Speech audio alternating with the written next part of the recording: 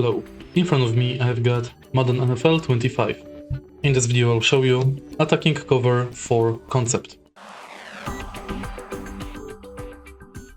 In the beginning, let's go to attacking coverages in skill trainer and select attacking cover 6.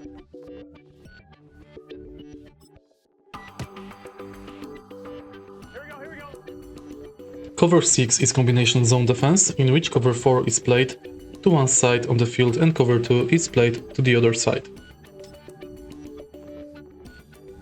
At the line, you can recognize the cover 4 side by spotting a cornerback 7 yards off the line and the safety on the same side playing deep. Run the shallow cross pass concept, pass the ball to anyone inside the hotspot, and make the catch to beat cover 6.